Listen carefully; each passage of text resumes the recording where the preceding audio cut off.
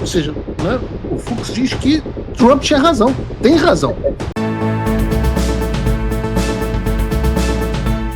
Agora, uma coisa que o ministro Fux fez foi basicamente dizer que o Donald Trump tinha razão em sancionar o Alexandre de Moraes, porque ele fala textualmente que a corte viola a Declaração Universal de Direitos dos Homens e o Pacto de São José da Costa Rica. Ele diz isso literalmente durante mais de uma vez, que são dois tratados internacionais do qual o Brasil é signatário, que são garantidores de direitos humanos. Então ele basicamente está dizendo que o STF está sim violando direitos humanos, que é a base para a lei Magnitsky. Ou seja, né, o Fux diz que Trump tinha razão, tem razão. Sobre isso, inclusive, você pode analisar, no voto do ministro Fux, isso para mim ficou um pouco implícito e não tão explícito, talvez, mas ele fala, por exemplo, que houve uma clara violação do devido processo legal. O devido processo legal não é só uma garantia legal ou constitucional do ordenamento jurídico brasileiro.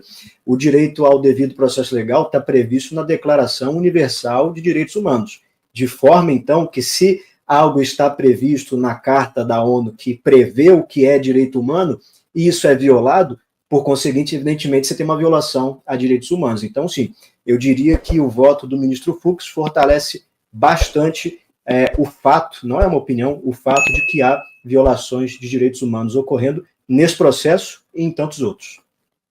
Agora, eu vi uma crítica que muita gente da imprensa fez, acho que a Mira Leitoa fez isso também, e várias outras jornalistas, eu achei interessante, não tive tempo de conversar com nenhum jurista para me explicar esse assunto, mas da ideia de que o Fux falou da incompetência do tribunal para julgar o presidente Bolsonaro, e a mim, e a todos os outros que estão nesse inquérito fajuto do golpe, mas ele não teve a mesma posição em relação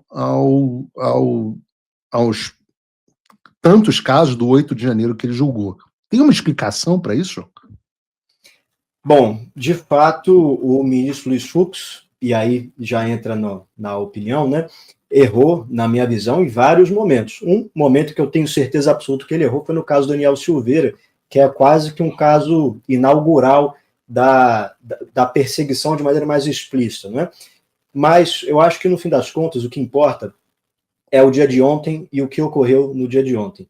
Eu prefiro um ministro Fux que vota de maneira correta e vota baseado na lei, na Constituição, admitindo até, eventualmente, os erros que possa ter cometido, do que um ministro que prefere não rever as suas posições, não rever os seus votos. Então, eu não sei o que levou o ministro Fux a mudar de posição, e quando a gente fala mudar de posição, também um pouco relativo, porque sobre a questão do foro, ele nunca mudou de posição, né? Ele foi contra a mudança do entendimento. Mas falando sobre esses casos de maneira mais específica, como citei aqui o Daniel Silveira, e agora ele votando pela absolvição de quase todos os réus, a única coisa que eu tenho a pensar é que me deixa muito feliz e satisfeito, como diz a frase, né, da Idade Média, de saber que ainda existem juízes em Berlim, né, e na nossa interpretação brasileira, que ainda existe um juiz com apreço à lei e à Constituição em Brasília, ainda que eventualmente tenha cometido alguns erros no passado. Eu vou falar mais sobre o Fux, João. Agradeço aqui a tua presença, obrigado aí por traduzir para o público. A audiência te adora, as pessoas estão aqui falando João Gabriel Márcio. Em breve, no futuro próximo, teremos João Gabriel Show. Obrigado, João. Eu que agradeço o carinho de vocês aí na audiência, agradeço a oportunidade mais uma vez, Paulo. Obrigado.